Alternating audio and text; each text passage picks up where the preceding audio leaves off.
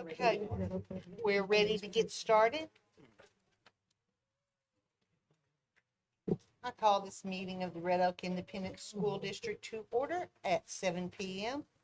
Let the record show that a quorum of board members is present, that this meeting has been duly called, and that notice of the meeting has been posted in accordance with the Texas Open Meetings Act, Texas Government Code, Chapter 551. All board members are present with the exception of Mr. Brian Sebring. And we will start with Ms. Knight. If you would introduce our pastor. Yes. Jordan Willis, will you come forward, please?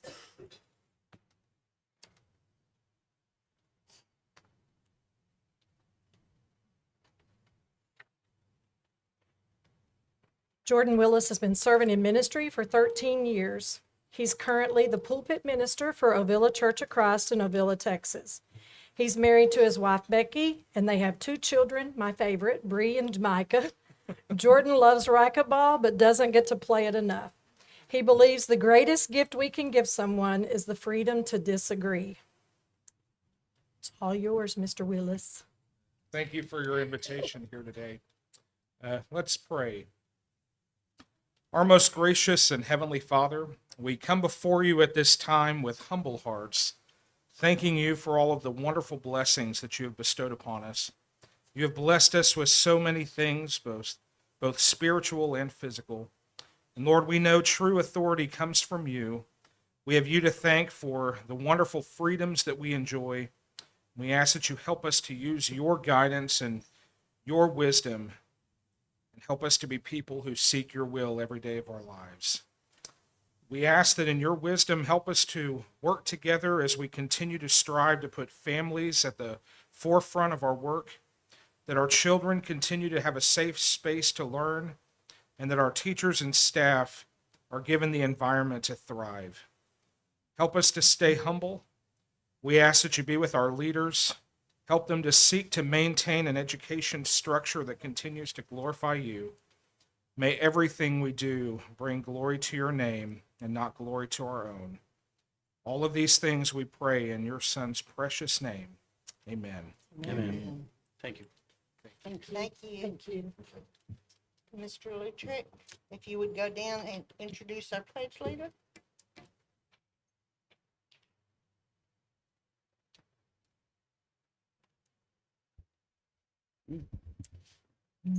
Good evening. Our March pledge leader is Jewel Wyndham. Jewel? Would you come?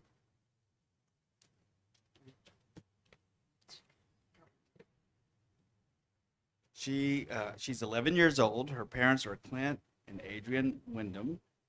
And she has a twin brother. What's his name? Watson. All right, Watson. And you have another brother. Connor, all right, Connor. You're in the 6th grade, I understand, and you go to Dr. Joy Shaw Middle School. Your favorite subject is reading, and her favorite class is social studies. Her social studies teacher, Mrs. Duckworth, explains information in a way that makes it easy for you to comprehend. You like her? Very good. Jewel enjoys sketching, fashion, cheering, and acting. Her favorite book is Wonderstruck. Her favorite pet is her lab mixed dog, Lavender. All right, there we go, Lavender. When Jewel grows up, she wants to be a fashion designer and has earned the name. What's the name they said? Chanel? She's a Chanel model. Wow. Around the school as a result. The person she most admires is Coco Chanel because of her contributions to women's fashion and the classiness she represents. Something she likes about herself is her creativity with how she puts together her outfits. She looks nice tonight. She credits her mom for influencing her style. Jewel is the Joy Shaw Middle School March Pledge leader because she represents what it means to be a model gray hawk. She works exceptionally well with her peers and often guides other students through processes, which is an impressive level of leadership for someone in 6th grade. Academically, she excels in all honors classes and is proudly maintaining a 4.0 GPA. Good for you. The bright smile she brings to the campus reflects the positive energy she adds to the Joy Shaw Middle School, which is uplifting to both students and staff. She's a shining example of excellence and has made a meaningful and lasting contribution to the first-year legacy of the Dr. Joy Shaw Middle School. So are you ready to lead us? All right. Please stand. I pledge allegiance to the flag of the United States of America and to the republic for which it stands, one nation, under God, indivisible, with liberty and justice for all. Honor the Texas flag. I pledge allegiance to thee, Texas, one state under God, one and indivisible. Good job. Yes, ma'am. Thank you. Thanks so much. Appreciate it.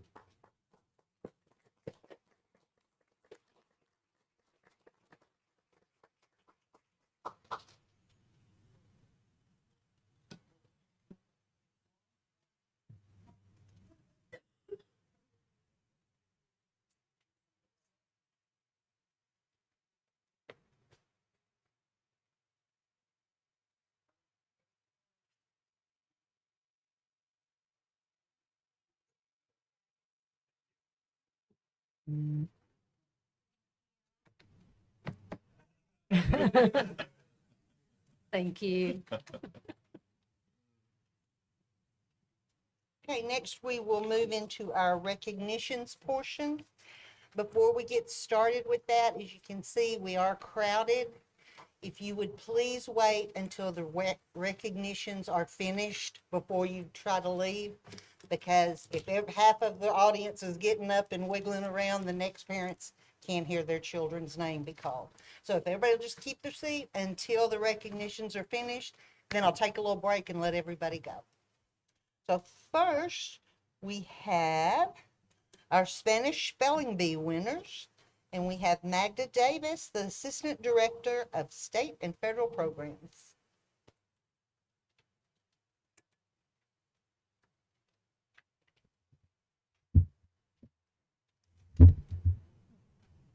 Good evening, everyone. I'm thrilled to share an exciting update about our district Spanish Spelling Bee, an event that showcased the incredible talent of our students and the dedication of our staff.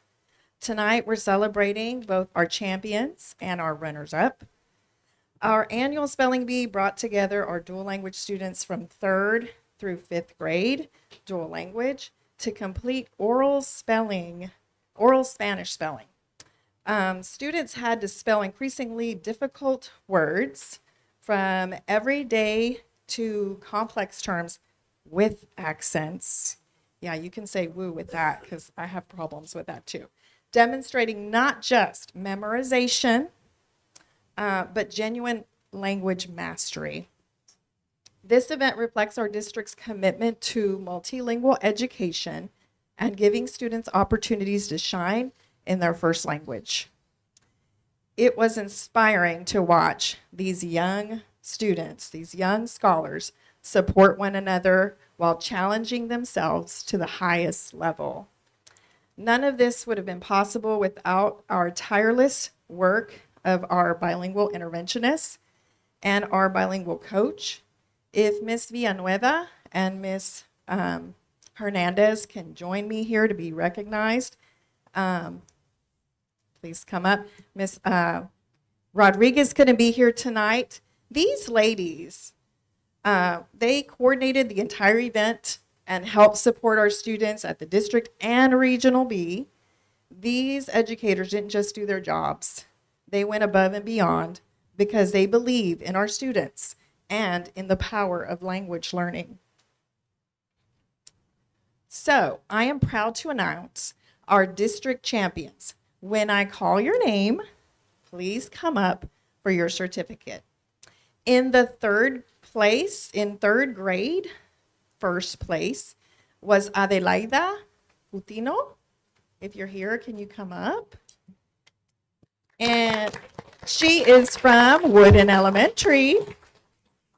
And our runner-up, which I didn't see him tonight, Nicholas Perez, are you here? He is from Shutman Elementary. And we'll give him his certificate tomorrow. In the 4th and 5th grade band, Josiah Bruce from Shutman Elementary. And I didn't see him here tonight, but we will give him his certificate. And the runner-up for the 4th and 5th grade band was Allison Martinez from Wooden Elementary. These students represent months of preparation and countless practice sessions and a genuine passion for the Spanish language. The spelling bee isn't just about competition. It's about building confidence in our multilingual learners. It's about celebrating language as a bridge between cultures, recognizing excellence in our schools, and creating memories that these students will carry. Our students learned that hard work pays off, that taking risks is worth it, and that their community supports them. To our parents, queremos agradecer a todos los padres que trabajan con sus hijos para lograr estos éxitos. Muchas gracias y gracias por todo su apoyo. To our champions, you made us proud. To our bilingual staff, thank you for everything you do every single day. And this is what excellence looks like at Red Oak ISD. Thank you.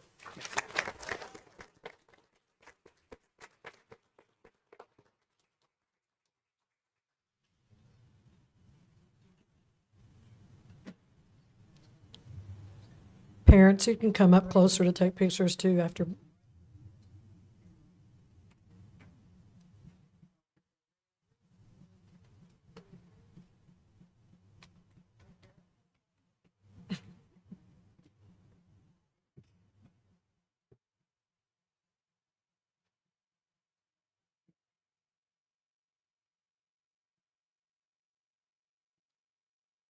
Good job, girls.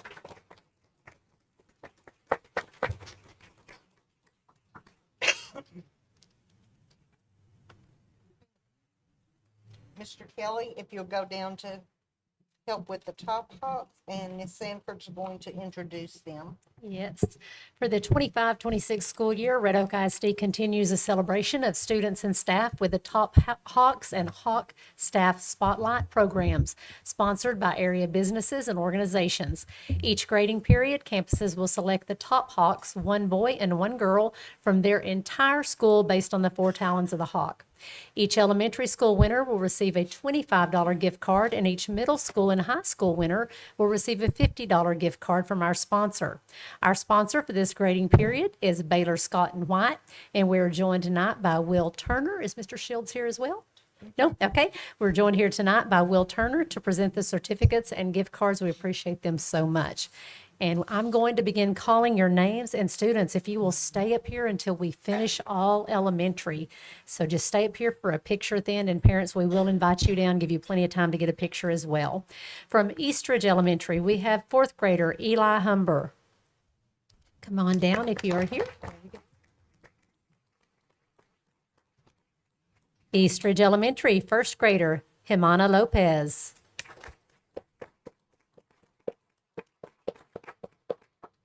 From Red Oak Elementary, 2nd grader Payson Gaines. And from Red Oak Elementary, 5th grader JC Franklin.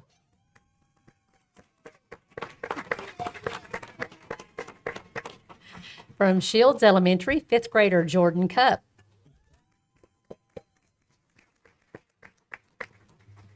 From Shields Elementary, 3rd grader Zaylee De La Rosa.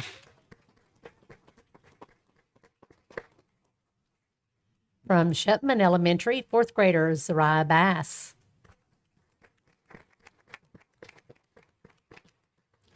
And from Shepman Elementary, 4th grader Darius Bagley.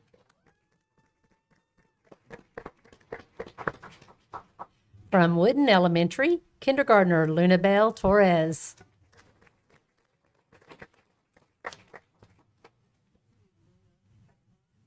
Oh, should be Luna what? Luna Gaton. Second grade. Oh, that's wrong. Third grade. Sorry about that. Third grade. Luna Gaton. I'm going to say that again since I messed it up. Third grader from Wooden Elementary, Luna Gaton. And from Wooden Elementary, fourth grader, Alberto Vasquez. And this is representing our elementary top hawks for this grading period. Congratulations to you all.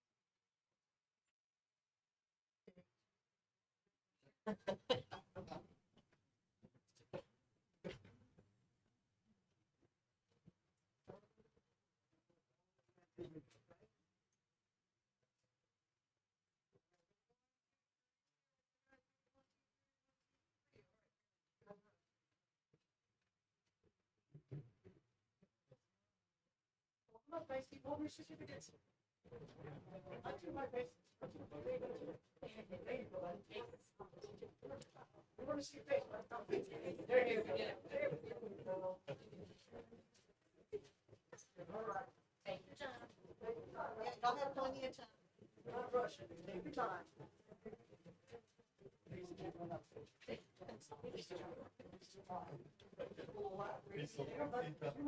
Wait a minute.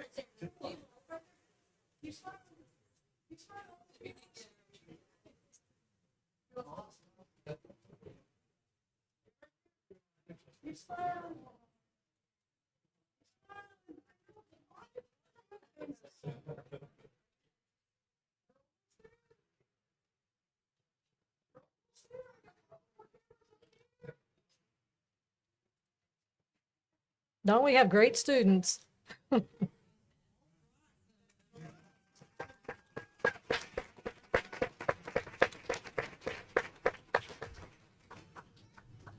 Okay, we will move into our secondary winners.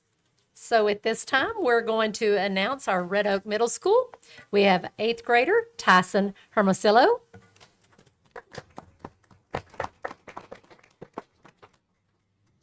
And Red Oak Middle School, eighth grader Isabella Brown.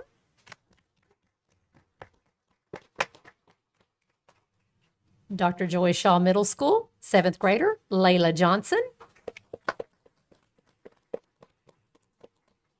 Dr. Joy Shaw Middle School, seventh grader Adedeo Adabukola.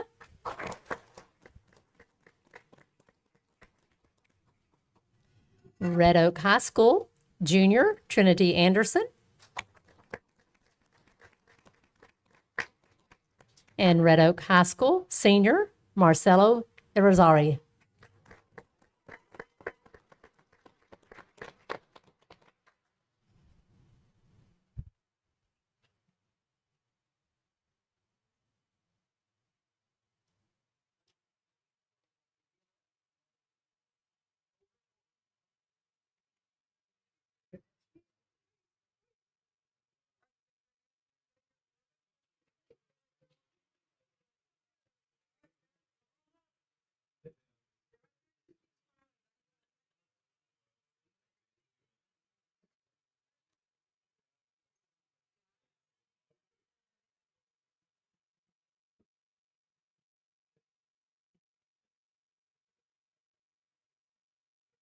Are y'all just messing with me?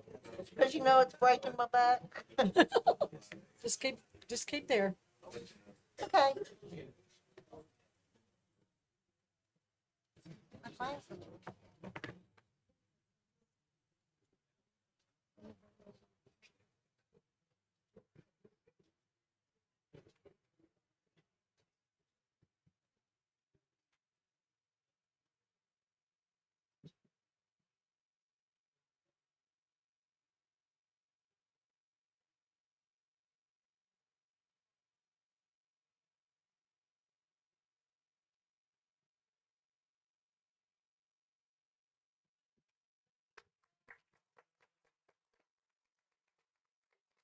Congratulations to those secondary top Hawks.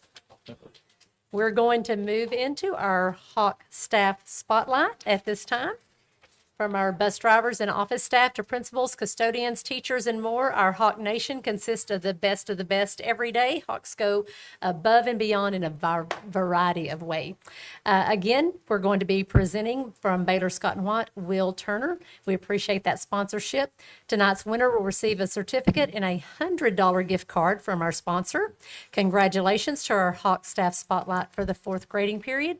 Casey Blake, paraprofessional at our Disciplinary Alternative Education Program at DAEP. Come on up, Casey.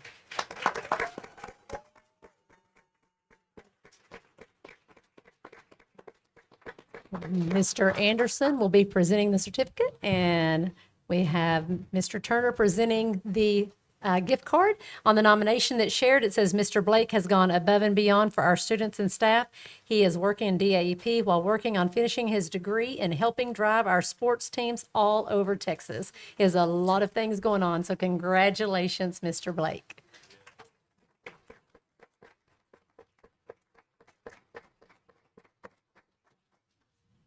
Thank you so much, Mr. Turner. We appreciate that sponsorship.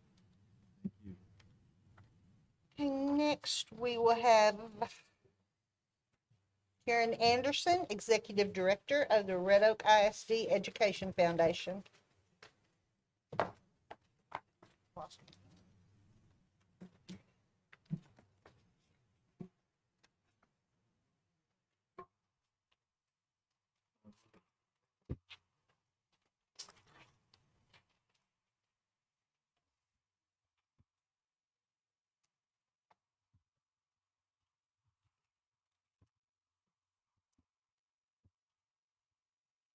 Good evening. Thank you for allowing us to present a check tonight to the district. This check signifies the contributions that have been made recently by the Red Oak ISD Education Foundation to Red Oak ISD. On behalf of the Red Oak ISD Education Foundation Board of Directors, I am happy to present a check in the amount of $76,975.16 to Red Oak ISD. Each year, the foundation allocates funds to the district for programs, grants, and initiatives. This represents support for higher learning initiatives, district-wide programs, staff recognition, as well as over $11,000 that was recently awarded for 26 and 2026 mini grant program. Thank you for allowing us to present this tonight. We look forward to the fall when we can proudly present additional funds for Grants for Great Ideas program, as well as additional district support. Y'all want to come down? Can we get a picture?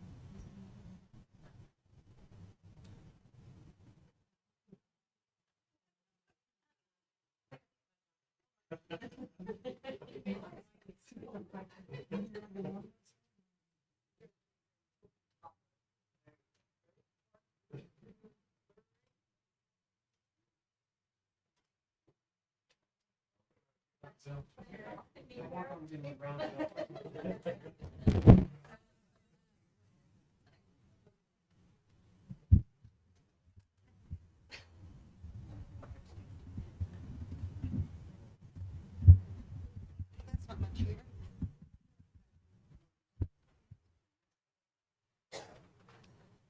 Okay, Ms. Sanford, you're up again. Okay, at this time, I want to give a big shout out and congratulations to our Red Oak ISD communications team for winning 5 gold stars, 6 silver stars, and 5 bronze star awards from we call it TSPRA, Texas School Public Relations Association, in their annual Star Awards program. In addition, the 2025 bond campaign was awarded both a Crystal Award of Merit for bond elections and a Platinum Award of Merit for overall top annual communication campaigns. Red Oak ISD entries were judged best in Texas for all school districts with an enrollment of up to 15,000 students. A record of just under 1,800 entries were submitted this year by districts across the state.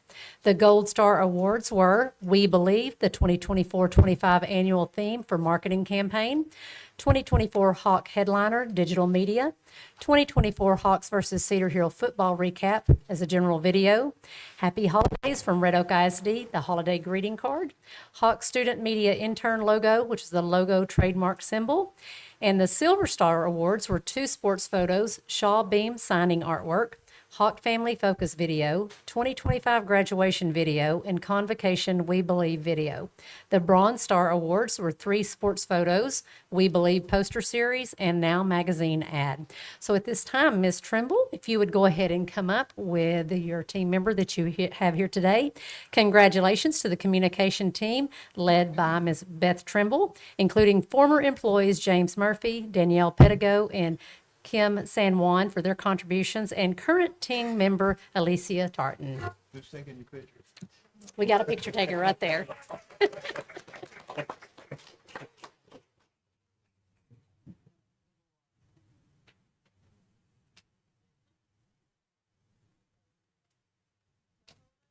Let's see that talent.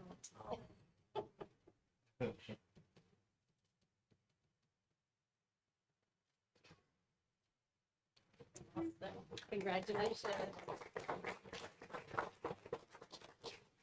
Congratulations. Now, we would love for everyone to stay for the rest of the meeting, but for those of you who need to leave now, we'll take a 5-minute break and you're more than welcome to go.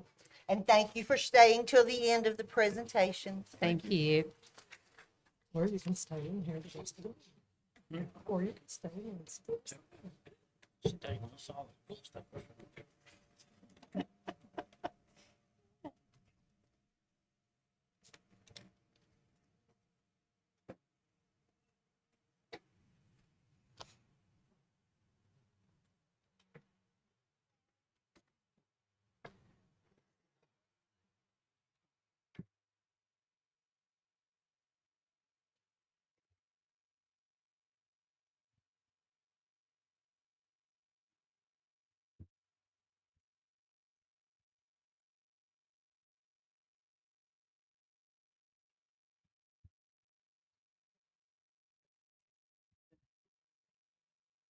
Okay, we're going to move into the superintendent's report, and I'll turn it over to Ms. Sanford. Okay, we're going to start with our Mentors Care update. Mr. Brian Blackwell, if you would like to come on up, he's going to give us an update on Mentors Care. Well, good evening, Ms. Sanford. Good evening, Board. It's great to be here this evening with you. It is an honor to come here annually to present you our Mentors Care stats at Red Oak High School. It's been another great year for us at Red Oak. The support we get from the community and from the administration is the reason why the program works so well. But this year we have 15 seniors in our program. All those will graduate this spring. We've mentored a total of about 62 kids. And these stats are from August through January, and we'll get you guys, and we'll get Mr. Howe a detailed report from August through May in July. So 15 seniors, 62 kids mentored so far, August through January, with 54 volunteer mentors. Some people ask why the number of mentors is lower than the number of kids served. That's because you guys have a lot of mentors who take on more than one kiddo. So, and that's awesome. We appreciate that.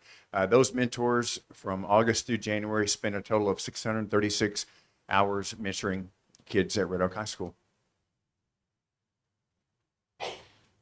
In order to be in the program, we track several types of indicators. First of all, we look at TEA indicators. We have our own indicators, and then we look at adverse childhood experiences, also called ACEs. These are traumatic events that affect kids for a long time. As far as TEA indicators, of the 62 kids at Red Oak High School, 45 of those in the program came into the program not passing grades. They had semester grades below 70. 18 of those did not pass STAR. 9 of those kids had been in DAP, and 6 of those had been in a facility for either drugs and alcohol or mental health.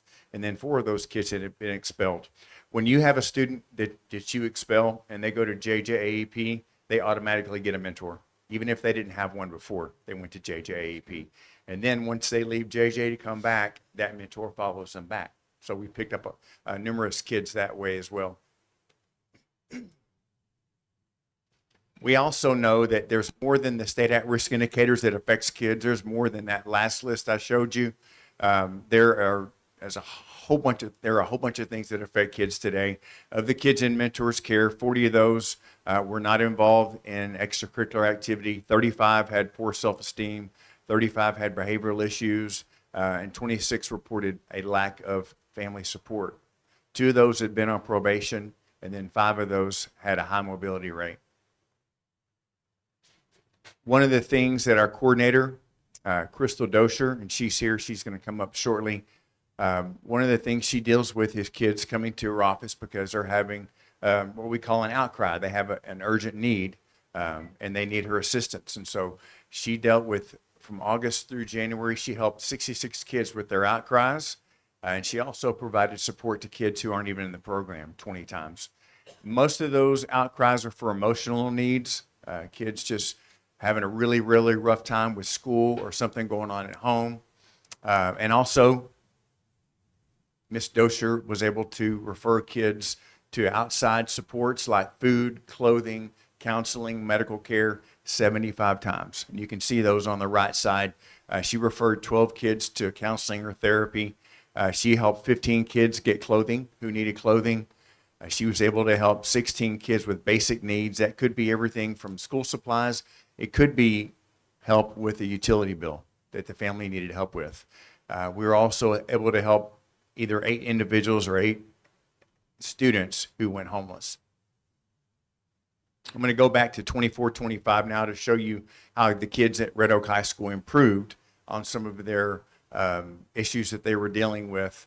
Of the kids who report struggling with these different conditions, 89% of the kids who say they struggled socially, 89% showed improvement in that area. Of the kids who report not being motivated, 79% of those reported having greater motivation. So those arrows up show improvement. Anger issues, 69% of the kids who had anger issues reported that they improved. And anxiety is a really, really big one. We see lots of anxiety and depression at all of our schools. There was a big improvement there as well. Also, 24-25 last school year results. Every senior in the program graduated last year as well, just like that will happen this year. Of the students who struggled with attendance, 82% of those met the 90% rule for attendance. And I know that sounds low, but that is the threshold at which a student loses credit in a class. They can have a 99 average in Algebra 1, but if their attendance falls below 90%, they have to go to attendance recovery in order to get credit for that course. So 82% met the 90% rule for attendance. 82% of the kids in the program were promoted to the next grade level. And those last number is remarkable. I've not seen this high at any of our schools. Of the kids who had discipline the previous year, 74% of those kids decreased their discipline as a result of having a mentor. Just to show you what your graduates from the class of 2025 at Red Oak High School ended up doing, we tracked those kids for you. 8 of those kids went into the workforce, and we even have employers that we refer your kids. If they don't want to go to school, or if they don't want to join the military or go to trade school, we help refer them to jobs. And we have about 33 employers in Ellis County and South Dallas County we can refer kids to. So 8 of those kids went into the workforce, 6 to 4-year college, 4 to 2-year college, 1 to the military, and then 3 went to vocational technical school. Of the kids at Red Oak High School who came into mentors care, over half of them, 56%, reported they did not have a person to talk to before they came into mentors care.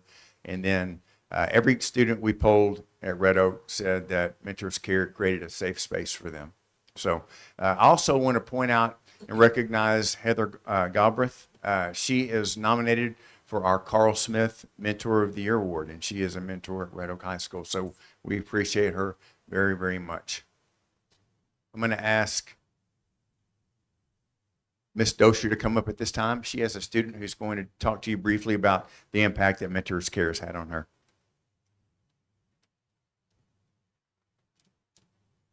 Thanks, Brian. My name is Crystal Dosher, and I think I know all of you. I love all of you.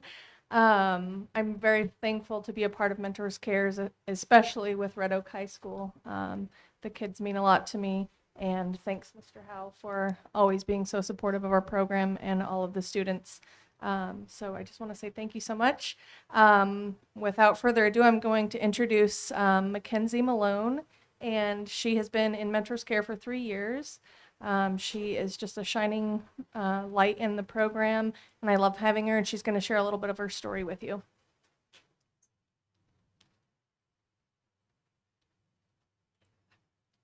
Hi. Um, I'm Mackenzie, like she said. I've been in Mentors Care. Oh, I've been in Mentors Care since I was a sophomore. I've been through a lot, but my mentor's here. My mentor is here. Where is she at? Oh, she's over there. I've been through a lot in my life. My parents weren't the best, but nobody's really are. But I'm from Lancaster. Y'all can't see. Okay. I came from Lancaster when I was a freshman, like the middle of my freshman year, and I loved it. The summer going into my sophomore year, I was going through a lot, especially. Long story short, I had got assaulted and police got involved, but that's okay. That's not the point. My parents got shot 16 times by my brother. He's in jail now, and my parents are both alive. That's good. My mom used to put her hands on me. My dad was always in and out of prison or jail. He just got out recently. He has a job now. They're both alive, yeah. Where was I? I'm sorry. I'm grateful for Mentors Care and my amazing mentor, Angela Fitzgerald. She's over there in the corner. She's like a mother to me and a friend. She treats me very nice, and I love her. She makes life a lot better, and I look forward every week to our meetings. And she brings me back sometimes when I get my grades up. And when I'm doing better in my classes, she keeps me grounded and on track with everything I'm supposed to do. Life has been hard, but Miss Fitzgerald has made me feel as though I can really do it and go to college and make something of myself. I genuinely feel like I can be something in my life when there was a time when I didn't even want to wake up because I hated myself. All because of what was being told to me. My bad, I'm trying to see. And how I was being treated. I learned to love myself no matter what was being said of me and being told to me because I know who I am and what I'm capable of. And none of that would be possible without Mentors Care or my amazing mentor, Mrs. Angela Fitzgerald. She's over there in the corner again. But that was it. That's all I had to say. Nice to meet you guys.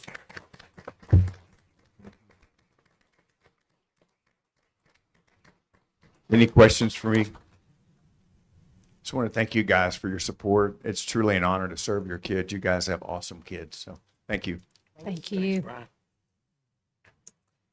Okay, we're going to move into Chief Pacifica is going to talk to us about the intruder detection audit findings.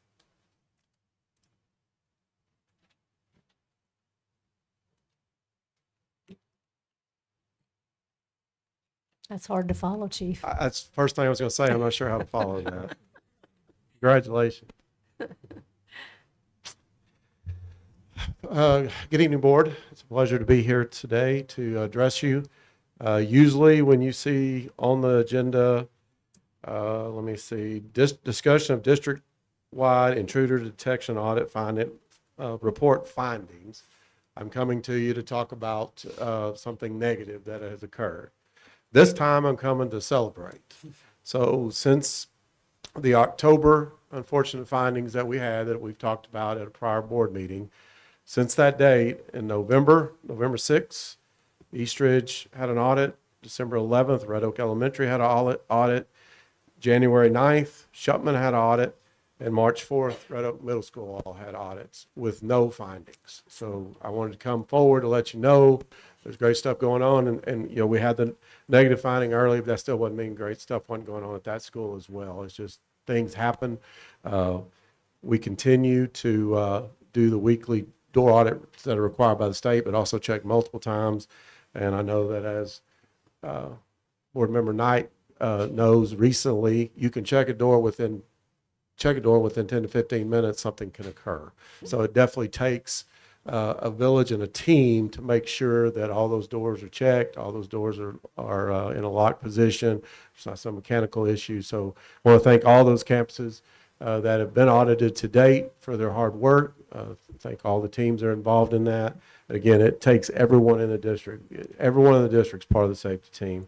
So that leaves 3 campuses that haven't been audited yet. That's Shaw, Shields, and Wooden. Now, with that said, that doesn't mean we can't have audits at those campuses that have already been audited. But I did want to bring forward positive results on the audits that we've had since the first time I talked to you earlier this year. I'll be glad to take any questions you might have, but like I said, I thought it was important to come and let you know that we've had successful audits, intruder detection audits since the first one this year. So, thank y'all. All right. Thank you. Thank you, Chief. Thanks, Chief. Next, we're going to have Michelle Owen is going to come up, and we're going to talk about our Star Blitz that's been going on. I told him in leadership today, it's not glitz, it's blitz. Right? Good afternoon. You may have seen on social media or heard some of our students or staff talk about a Star Blitz. So tonight we want to share information about what is Star Blitz and what goes into planning the Star Blitz.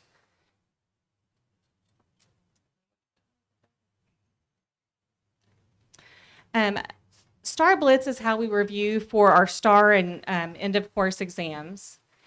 Our ultimate goal is for all of our students to grow from year to year, and then the district goal is for 60% or more of our students to score in the meets or above range, or 30% and above in the master's range. When we plan our blitz, we first want to look at data. Then we want to create a strategic plan that maximizes our time, our staff, and our resources. And then we also want to include motivation for our students. Data analysis is what leads our blitz or STAR prep planning. Our campuses analyze not only the performance levels of all of our students, which is the did not meets, approaches, meets, and masters, and then also how they do on the TEKS or the learning standards for their grade level. One of the first pieces of data that we look at is the frequency distribution chart. This chart shows us how frequently the state likes to assess each TEK on each test. So it'll tell us each year how frequently the state has assessed each of the TEKs for each grade level and content area. This is important because we can't review all of the TEKs, so we want to prioritize the TEKs that are tested most frequently and that our students see on the test most often. Next, we want to look at the leadership report card. The leadership report card allows us to look at our data by TEK for various assessments. For Blitz, we look at how our students did on the curriculum-based assessments each 6 weeks for each TEK, and then we want to look at how they did on our benchmark. This is important because once we prioritize the TEKs, we want to see how our students performed on those so we can schedule accurate pacing. If there's a TEK that our students did really well in, we may not spend as much time reviewing that TEK. However, if there's a TEK that our students did not do as well in, then we want to spend more time during our review on that TEK to make sure that our students master that information.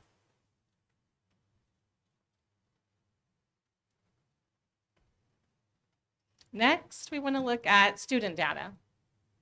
So we've identified our prioritized TEKs, we've determined our pacing. Next, we want to look at how our individual students do. We look at their performance levels. So for example, if we have a student that normally scores in the master's range, we want to make sure that they are on track to score on the master's range on STAR. If we have a student that scored maybe in the did not meets range, we want to do some goal setting with that student to make sure that they improve and score either in approaches or meets. We also use this information to group our students. This is how we determine groupings for small group teacher intervention, talent time, after school tutoring, and then again, goal setting with our students. Once we have prioritized the TEKs, determined pacing, and then determined grouping, then we align our resources. This is a sample of many of the resources that we use on our campuses. These resources are all aligned to STAR. We determine what resources we want to use for a warm-up, what resources we want to use for the Tier 1 classroom instruction, what resources we use for intervention time, which could be Talon time or advisory, which resources we want to use for tutoring, and then what resources we may assign for homework. And then, of course, when you look at the different grade spans, Blitz is going to look slightly different at elementary versus middle school versus high school. So we've asked some of our campus principals to come up and share what Blitz looks at their grade span. So we'll start with Miss Bell from Shields Elementary.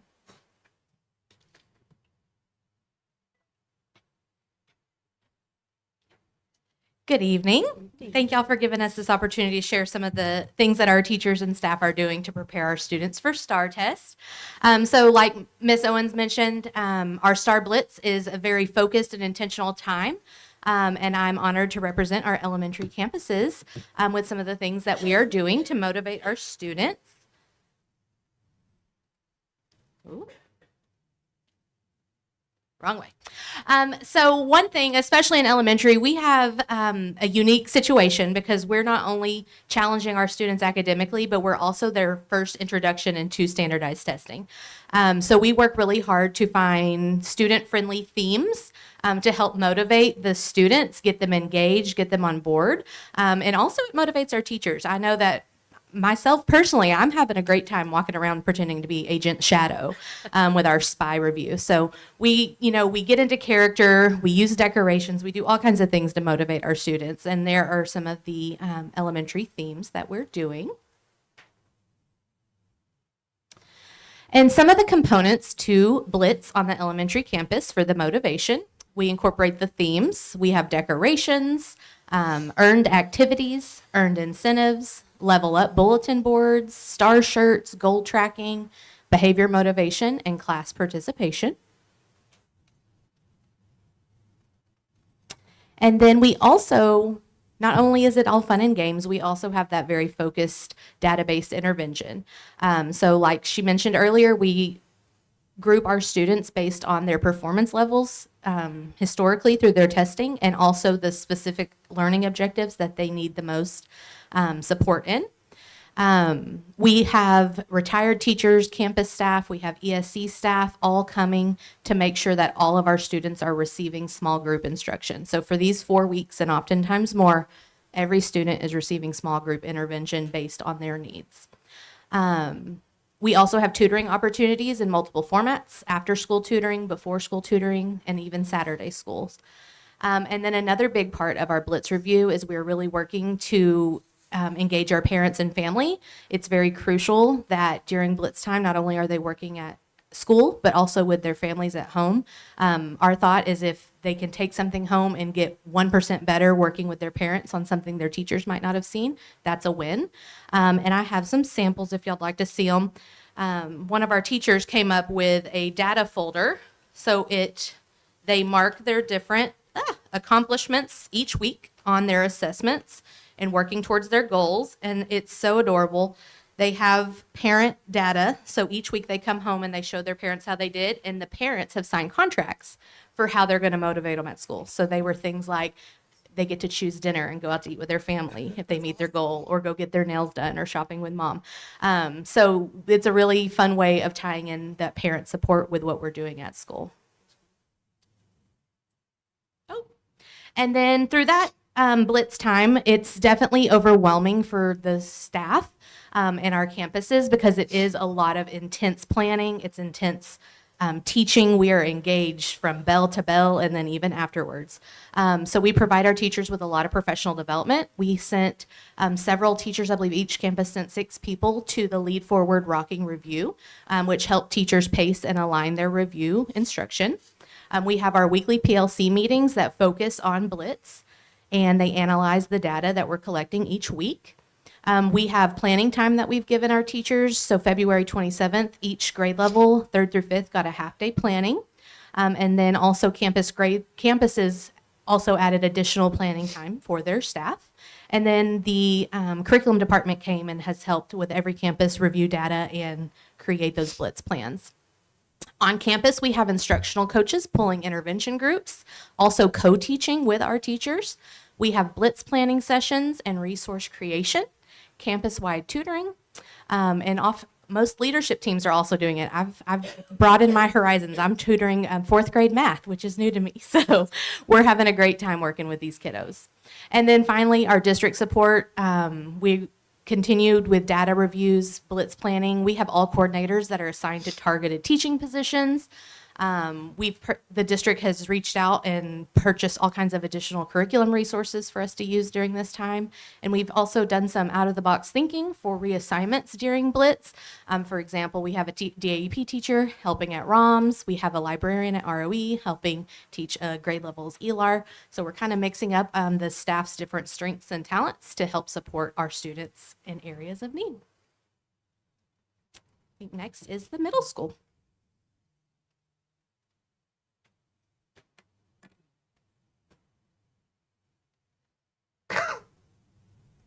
Alrighty, it's a privilege to be able to speak to some of the cool things we're seeing at the middle school level when it comes to Blitz as well.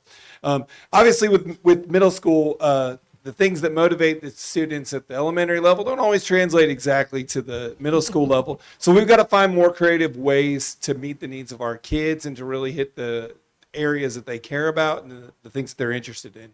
I've got a few pictures up here just so you can see all the hard work that our teachers are doing when it comes to planning, when it comes to working independently. Many of the pictures are after school activities where our teachers are staying late and working with students to make sure that they can do everything they can to get them one question better than they were last year, 2 questions better, 3 questions better, whatever it is, to make sure that they're as prepared as humanly possible. So first, to speak about the intervention that we're doing at the middle school, we still have our 45-minute advisory period that we've done all year. We're continuing to utilize that during this time as well. We use the iReady platform during that time, and we're finding it to be a beneficial use to give kids a tailor-made experience for their specific needs, no matter which classroom they're in. If they can get on that device, they can get to some materials that are going to help them. We're making sure that we're using that data from those iReady assessments and from what we're seeing to make sure that we're monitoring the progress of how they're doing.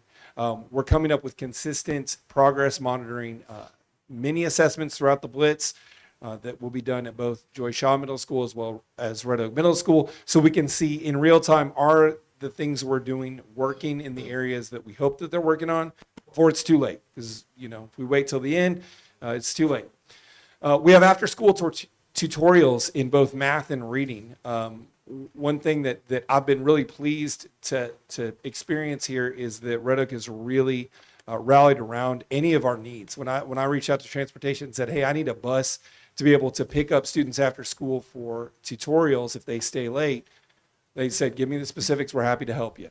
And so we've really been able to maximize our efforts. Like a kid says, well, I can't stay after school because I don't have a ride home. We're able to say, yeah, you do have a ride home. And so we get to keep you to stay at school to work on the things that you need. Those tutorials after school are not just like random, hey, let's work on missing assignments, but it's a specific invite. You are invited to work on an objective that we know you didn't do so well on the last time that was assessed. So that we're really motivating students. They realize, hey, we are not just randomly teaching things from throughout the year. We're really trying to target areas of weakness for you individually to make sure that you can improve. We've had just a tremendous amount of support from the ESC when it comes to reading and math, 2 of our big focus areas. We have extra subs that are paid to help supplement in rooms so that we can have a bigger group with one teacher so that they can focus on specific needs that those groups of students might have. I know Ms. Bell shared it, but having someone from DAP come over for the last few months to work with our students in math in a high leverage area has been huge. We're able to work with our folks from the ESC to really target the kids by getting groupings together based on not just one data source, but multiple data sources. That way we make sure that we are focusing on the kids that need it, and we're putting them in front of somebody that can actually help support the needs that they have. really and truly at the middle school level, it's been neat to see our teachers in non-tested areas rally around those efforts as well. You know, seventh grade science, sixth grade science, two grades that are not tested are working on math warm-ups during their science classes throughout Blitz. They're supporting specific things that our math teachers like, hey, could you give them a little extra practice in these areas and be able to speak to those things? That's been huge. We have elective teachers that are like, hey, how can I help? We're saying, hey, can you go over some test taking strategies and giving them specific things that they can cover? And really and truly, we're just seeing everybody kind of buying together like a family, like you would hope to experience during that time. That I really do think is setting the stage for success at the middle school level. We have an Algebra 1 boot camp that's coming up. This is an idea that we stole from Brett. You know, the high school had some good experiences with that whenever they did it over the winter testing. And so we're borrowing that idea and we're going to do some of the same things that they're doing. So we really are trying to emphasize intervention, not just one thing that we're doing. We're doing a variety of things and we're getting a lot of people involved in that. And I think that it's going to really pay off for our students. Some of the ways that we motivate the students is we still have themes. It's not as tight as the elementaries, you know, but we find ways to motivate our students. You see some pictures here. We've got the Mario and Luigi set up there. We've got a level up gaming kind of theme for some of our sixth grade reading classes. Our eighth grade social studies has adopted this surviving star zombie apocalypse theme. The kids are earning badges throughout that as they survive different, tasks throughout that. March Madness, of course, is always a popular theme this time of year, making sure that we emphasize, is it a basketball theme, football theme, whatever sports that the students might be interested in, and really trying to give them a visual. If you walk into a lot of the classes, you'll see posters on the boards. You'll see a ball moving down the field, or you will see stars being added to a poster, and those things are happening as the students, earn something in the class. They show proficiency on something. Boom, there's a visual there, so they can actually see fruits of their labor as they go. We also have growth incentives. We're planning a star pep rally at Red Oak Middle School to make sure that we emphasize not just, we don't just do pep rallies for sports, although that's obviously a great thing to do, but we're also going to do it for the academic piece as well. We're celebrating our benchmark growth celebrations. We've been emphasizing growth with our teachers as well as our students. When a teacher showed certain number of students grew on the benchmark test, we rewarded them with certificates. And a lot of them, in turn, came around and did something similar for their students as well. We have weekly prizes based on effort, academics, and behavior. Because we know all students, this isn't the most fun time of year for some of them because they struggle in school. And so we want them to be rewarded for their effort, even if it's in an area that they don't feel that they're as proficient in as others. I could shout out a lot of names, but I will tell you these are just a few of the names that have really stepped up to support us from off of our campus to come on our campus, whether it's meeting with us, whether it's teaching classes, if it's coming in the afternoons to work with teachers, if it is planning, whatever we've needed. I mean, really and truly, I can't say enough good things about the support that we've experienced at the middle school level because I've not been told no yet. I say, hey, can we have help with this? Can I have help with that? And the answer's always been yes. And so I really do think that because of that support, we're going to see some good things, when that test rolls around. All right.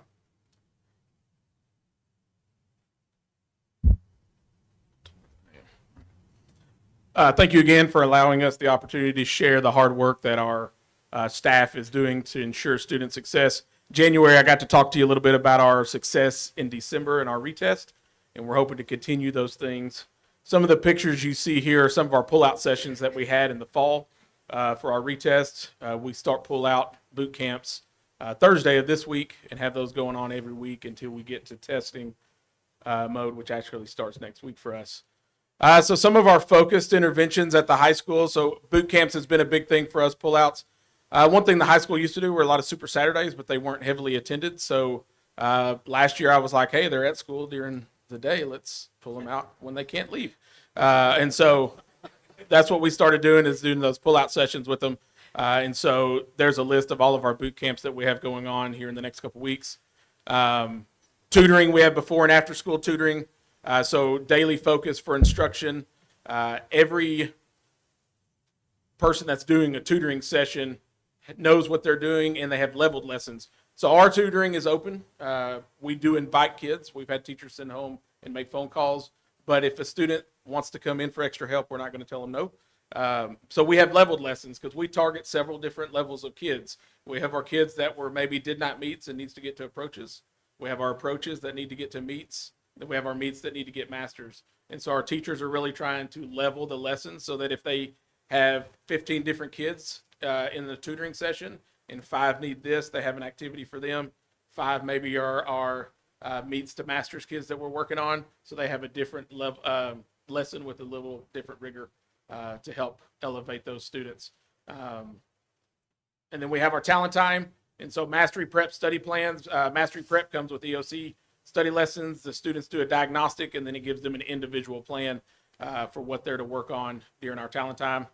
Classroom, we have a daily focus of instruction. So every student that's sitting in a class during a blitz, we are targeting certain TEKs based on our benchmark data, CBA data, and things that we've looked at throughout the year. Again, it's leveled instruction. In a classroom with 25 to 28 kids, you're going to have a little bit of everything in there, and so we're really trying to target every group and not just target one group. A lot of hands-on activities and student reviews during those times. Motivation, yeah, first one, graduation. It's a big one. So, students can't graduate without being successful on their end of course exams for STAR. And so we are having those conversations and talking the importance of that. Some of our teachers are giving homework passes for students who attend tutorials and spend that extra time. Some maybe a grade replacement. I'll add 10 points to this or some extra credit. And then candy and snacks. We bought a lot of candy and snacks because it keeps them going. One thing I think for us is our campus culture has changed in regards to testing. We've talked a lot about accountability and how important the STAR end of courses are. We give 5 tests, but the majority of our staff don't teach a tested subject. And so we've had to get some buy-in from them to be a part of the overall accountability of our campus. But we look at individual student data. We've had our instructional coaches have spent a lot of time this year having individual student meetings and talking about the importance of the test and how it can help them in the future, and then building student confidence and just creating high expectations across our campus when it comes to testing. Support, again, professional development. We sent several teachers to the Lead Forward Rock and Review. We have weekly PLC meetings in all 5 of our teams that analyze weekly assessments and adjust our blitz plans as needed. We spent February the 27th half a day planning on campus. Each one of our 5 teams, they presented their blitz presentations to campus admin and curriculum. And the curriculum and instruction has helped us in planning support. And then on Monday, when we come back after the Easter long weekend, we have some more campus planning with those teams so that they can finalize and get ready for the next week. Campus support, our instructional coaches are involved with PLCs, boot camps, pull-out sessions, and then EOC STAR retesters. Campus admin has been involved much more in PLCs than in previous years. Blitz planning sessions and resource creation. We have our campus-wide tutoring plans. One thing I want to mention is we have more before and after school tutoring for all of our testing sessions than we have in previous years. So just seeing teachers buy in and willing to do the extra work has been refreshing. And then providing supplies and resources. I said it back in January. Really, this year, all I had to do was say yes. If they came and asked for something, we did what we could to get that resource for them. And then district support's been very helpful in helping with data reviews, benchmark folders. And if you look at a benchmark folder, it shows every student, how they've scored in previous years, where they need to be this year, so that we do show the growth that we're looking for. And then in blitz planning with curriculum instruction, the coordinators have played an integral part in planning with our staff.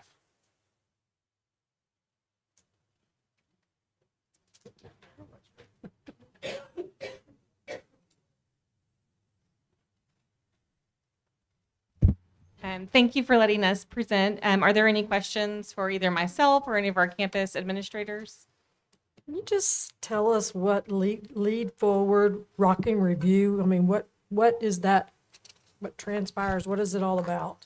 Sure. Lead Forward is an organization that really studies accountability, instruction, legislation. It's really a growing organization. The Rocking Review, what they do, they actually kind of, some of those first documents that I showed you with the high frequency distribution chart, and then they look at state data and they prioritize TEKS for the state, and they outline them in a 2-week review. And then they give instructional strategies for teachers to use with students. So one of the biggest, most important thing about high yield instructional strategies is really having the students do the thinking, the talking, the reading, and the writing. And they give teachers ways to do that are motivating, and it's not lecture style. Sometimes there's games or themes involved with it. But again, it's all circled around students thinking at high levels, reading and writing, and the discourse between students. Thank you. So I got a couple things. One, I like the themes. The surprise somebody didn't use Batman with the Riddler, because you never know how they're going to score some of these tests that you do. I talk a lot about data and what you're showing, what you're saying. That's what I've been asking for. That's what I'm talking about. You're targeting TEKS. You're moving. You got 15 kids. Some kids are approaches to meets. It's not everybody's doing the same thing. But you're using data to do that and identify what needs to be targeted for those individual kids or groups. And I know we've been saying we've been using it. I just didn't understand how you were using it. That's what I've been talking about. So I appreciate the understanding and the presentation for that. You mentioned the team effort. Yes, it is a team effort. Not every teacher teaches a tested area, but English, writing, spelling, that all crosses across from subject to subject. You use math in a lot of different subjects, and it's a team effort, because although your subject may not be tested, you're part of that rating at the end of this thing, right? You got to own it just like everybody else. So I appreciate that effort. I want to ask a question about the goal, where you said 60% your meets, and then 30% was master. So if you're master, you count in the meets category 2. So what is a percentage from overall that we have kids that are meets and above? Is it going to be 90%? Currently, what are we at? What's your goal? What's the goal? Oh, what's the goal? Yeah, it's if we get 60% meets, that 60% is also approaches. I mean, you're going to get that. But approaches is not where we're focusing on. We want them to be meets or masters. So 30% masters, like you said, that's counted in the meets as it goes down. But that's our goal, is to get 30% masters. So if you're doing that and you're 60% meets, that, of course, we want all of them to be approaches. Sure. Of course, we want that. But it's really focusing in. The state really has kind of turned their back a little bit on the approaches. They're not really interested in that. They're only really interested in meets and above. And that's kind of where we talk a lot about it. You have your raw scores, your baseline score, whatever the state decides to do, or however they decide to affix points to it. Whatever categories they want to add to it, because they're gonna do that to get the ratings based on how they want the ratings to come out anyway, right? So, I just like to see that our goal is we have 70% of our kids. This number of percent of our kids are at that passing level or higher. That's because the point. Yes. And it gets a little confusing when you say 60%, and that doesn't come across as they're all passing. But I understand that the masters, if you master, you meet, so that they're kind of working together. So And you have more in approaches. They just don't show up. don't show up. Yeah. That's correct. And really, truly, what they've really been working on too is growth. Because like you said, all of our kids learn differently. So if we can show that growth measure, we want every child to grow. I mean, we would like to see 100% of our children grow, because if we're educating our kids and doing what we're supposed to, they're going to show growth. Well, I think that's where that level up came from, right? No matter where you're at. Yes. Go to that next level. That's right. So. That's right. Thank you. All right. Thank y'all so much. Thank you. Great information. Thank y'all for presenting. I told them today in leadership, y'all don't want to just hear my voice. Y'all like to hear the principals' voices too. So I appreciate y'all doing that. Just a couple of quick things. Just as a reminder, we still have the Ellis County Livestock Show going on. I believe we already did some ag mech things that are going on. They did the build off today. Hopefully we'll have some results I can share with you when this is all done. I believe they did rabbits today as well. Tomorrow is going to be goats and lambs, and Wednesday is going to be market swine. So there's a lot of things still going on at the Ellis County Livestock Show if anybody would like to go out there. Coffee Talk is going to be on Wednesday, April the 1st at 7:45 a.m. It seems to be really, really growing. And I love it. I absolutely love Coffee Talk. I appreciate the board, y'all all jumping on all the time and listening. And I think it's great for y'all to hear, like I said, not just from me, but to hear from the community and everyone else. Pre-K Roundup will be on Monday, April the 6th from 9 a.m. until 3 p.m. at Wooden Elementary School. We want to encourage anyone and everyone that has a pre-K age student to come to that pre-K roundup, see what they qualify for, and let's get those kids in school as early as we can. Red Oak ISD will be closed on Friday, April the 3rd for Good Friday, and Monday, April the 6th for staff development. That means students will not be here on Monday, but staff will be. Students will return on Tuesday, April the 7th. The next mobile food pantry will be on Thursday, April the 9th at 4 p.m. here at the ESC.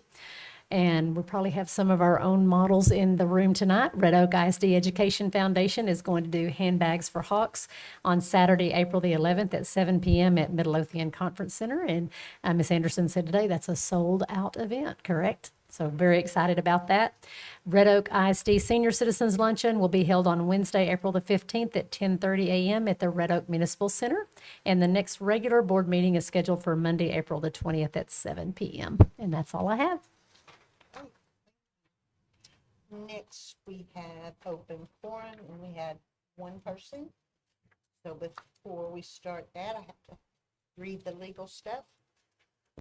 So we now move to public comment section of our agenda. The board welcomes comments from citizens who have completed public comment forms this evening, which are accepted prior to the start of the meeting and are not transferable to other speakers. Please be advised that the information shared in public comment is the opinion of the individual speaker, not the district. 2 minutes per person have been allotted for public comments. Please keep all public comments related to school district governance and operations.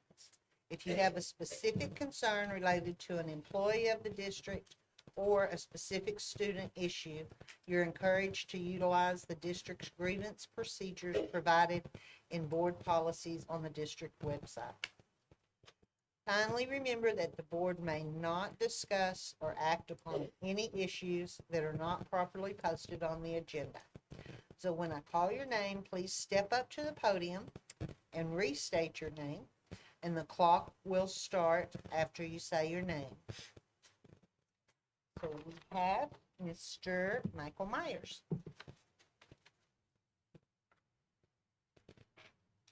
Hello again, board members. For those of you who've forgotten me, my name is Michael Myers. I am the Democratic nominee for the House of Representatives, District 10 for Ellis County. I am running against Brian Harrison. I just wanted to stop and let y'all know that I'm in this fight, and I want to tell you some things that are going on that's going to affect your school districts. There are 9 districts here in Ellis County, and you're all going to be affected by this thing. First of all, the blue wave that you keep hearing about is a very, very real thing, and it looks like it's growing every day. The numbers are showing us this. The polls are showing it, and I think it just might happen. It just possibly could. I want you to know that this candidacy of mine is going to affect Red Oak. Namely, I'm not going to get involved in your personal affairs trying to run this school district. I think that's been done in the past. That is not what I'm here for. I see myself in more of a support role with interactions with the state, maybe some TEA stuff, construction stuff, I don't know. But it's not going to be trying to help you run your district. I don't have those kind of qualifications. I believe totally in school board independence. I want to, well, TEA, we're looking at TEA and the leadership of TEA. If the Democrats take this thing over, you're going to see a huge difference in TEA. We're going to try to turn it to more of an advisory than something that makes the rules that y'all have to follow. I think that's been long overdue, and it's so bureaucratic that it's just driving y'all nuts. I know it is. I support state funding for schools. You haven't had an increase from the state since 2019, something we definitely need to get a hold of. I know that y'all are struggling here in Red Oak. I do serve on the advisory committee with Miss Brenda, and I've been involved in it, so I've got some kind of good idea on what's going on around here.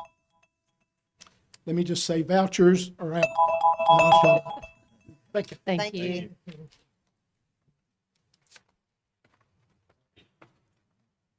Okay, next we will move into our consent agenda. Are there any items listed in there that anyone wants to pull to discuss separately?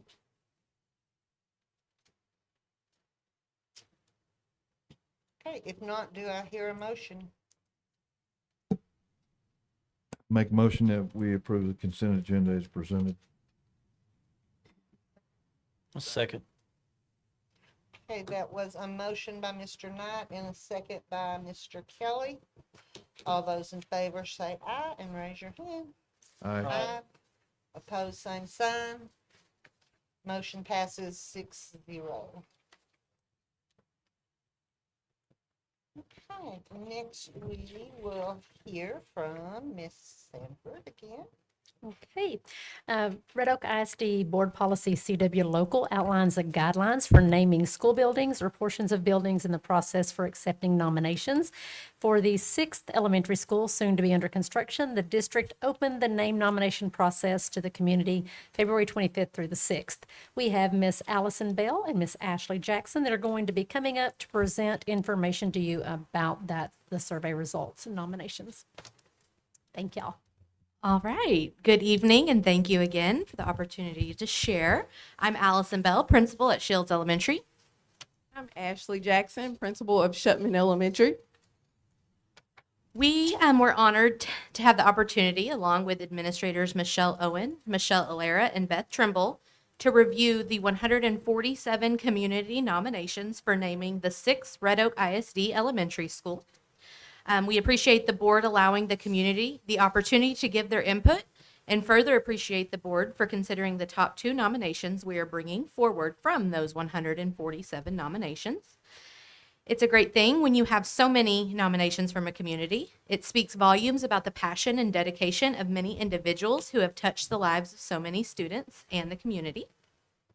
We have selected both one individual for consideration and also a second option for the neighborhood for consideration.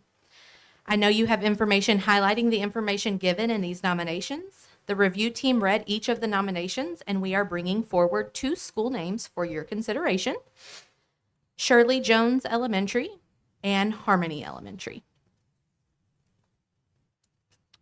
I do not believe anyone could question the contributions of our individual Mrs. Shirley Jones, a longtime educator and community pioneer.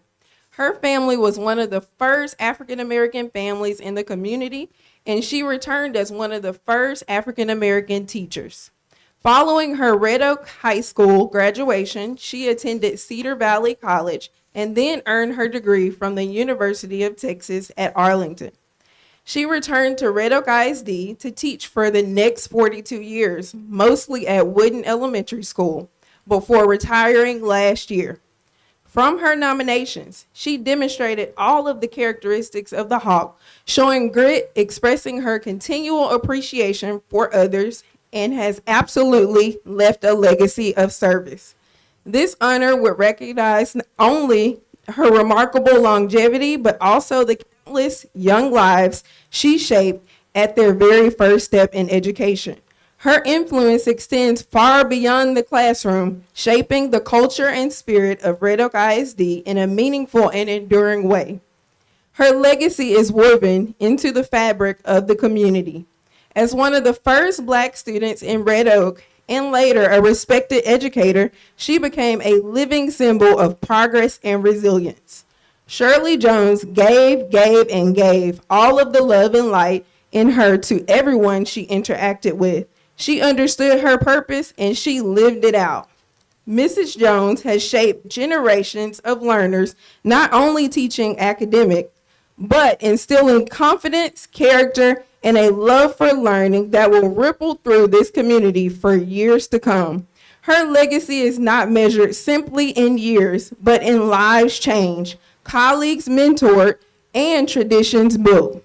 She is an educator whose legacy is defined not only by skill, but by her love, service, the two things that shape a school's culture more than anything else.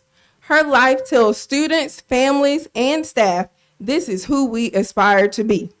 Her presence brought comfort, encouragement, and light. She celebrated her students' successes, supported them through challenges, and never stopped advocating for what was best for children.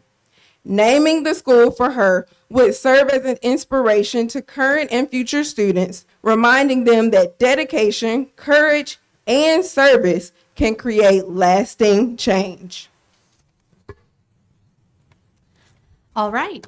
Harmony Elementary was nominated for dual reasons: the street and neighborhood where the school resides and the meaning of unity from the name, as the school will be bringing together a new boundary of students previously served at other schools, and is also being constructed due to the unifying community passing the 2025 bond. From the nominations, Harmony is both unique and inspirational in identifying the name of an elementary school. Harmony signifies unity. The Red Oak community came together to successfully pass the bond, which led to the building of this new school. Naming will allow the neighborhood residents to feel pride and ownership in their local school and community. Harmony is defined as the combination of simultaneous sounded musical notes to produce a pleasing effect, or more broadly, a consistent, orderly, or agreeable arrangement of parts. It functions by blending different pitches, often in chords, to create emotional depth and fullness in music distinct from a single note melody, just as the students of Harmony would do. To note, in Texas, there is a Harmony ISD outside of Big Sandy, Texas, with a middle school and high school, but not elementary. Harmony Public Schools is a Texas charter system with 8 campuses in North Texas, including Carrollton, Dallas, Waco, Grand Prairie, Garland, Plano, Euless, and Fort Worth. Thank you again for your consideration.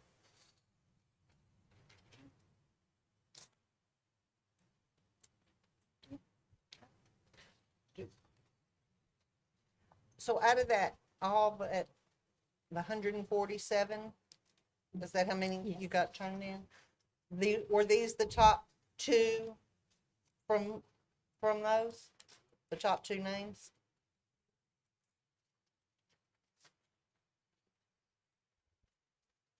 Any comments? Okay. Then do we have a motion? I make a motion to name the school Shirley Jones Elementary School. I'll second that motion. Okay, we have a motion by Donna Knight and a second by Johnny Knight. All those in favor say aye and raise your hand. Aye. Opposed, same sign. Motion passes 6-0. Okay, you have your name. And I think there's no better person because she is a go-getter in Red Oak and she has touched many lives, not just children, but those parents remember her for who she is. And I think I have to say I was for Harmony from the beginning, but then when I heard Shirley's name put in, I was like, wow, I never thought of that, but she is a good representation of our district. She's a rock. Okay, next we will have Dr. Johnston.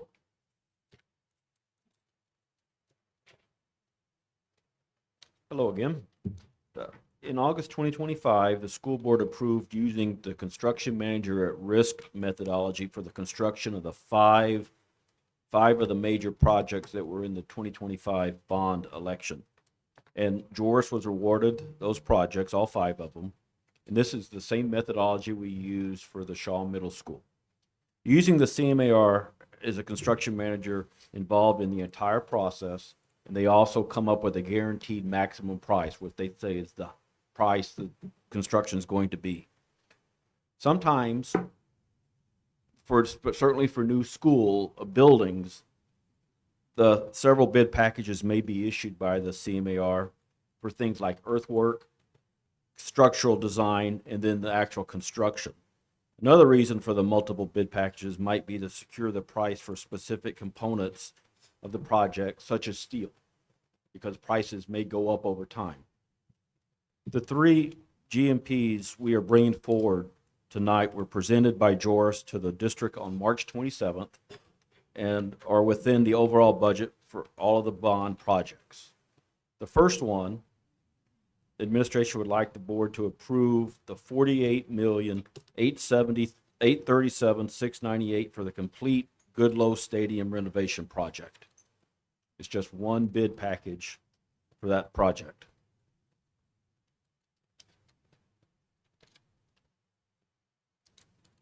Any questions?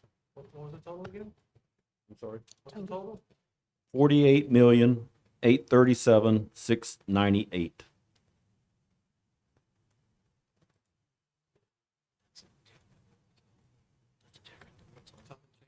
Says 49, 112, 8, 982 on. Okay. Fine, don't you? That's what I have. Was that the fencing change that was talked about in the meeting? That may be, yes. I Yes, was looking, okay, I yes. see him. Yes. Went back there, I'm yes. sorry, I was looking at the document that was handed out. Right, right. There was some additions. We had a meeting last week and there was some additions to make sure we fenced in the area. And so I knew there was an addition for fencing that was added in. So it's 40, it's the 49. 49, yeah, Yes. and I have it at 49,112, 982. Okay. Yes. Thank you.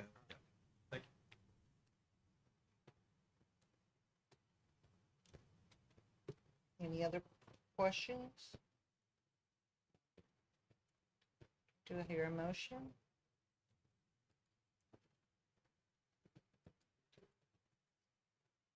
I make a motion to approve the guaranteed maximum price as detailed, in the attached Joris general contractor proposal for the completion of Goodloe Stadium project. Do I hear a second? Second. Okay, that's a motion by Mr. Knight and a second by Mr. Kelly. All those in favor say aye. Aye. Aye. Opposed, same sign. Motion passes 6-0. And go ahead, Dr. Johnson. The next one is for bid package number 2 for the new elementary school.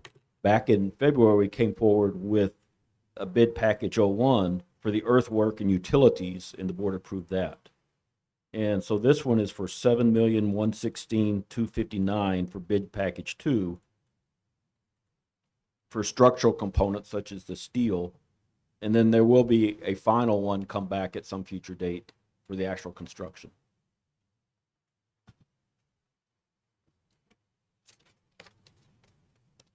Ready for a motion? I make a motion, we approve the new elementary school bid package 02, structural package as detailed in attached Joris general contractor's proposal. Second. Okay, that was a motion by Mr. Anderson and a second by Ms. Knight. All those in favor say aye. Aye. Opposed, same sign. Motion passes 6-0. And The last one is for the high school gym addition, and it's just one bid package in the amount of $10,129,580.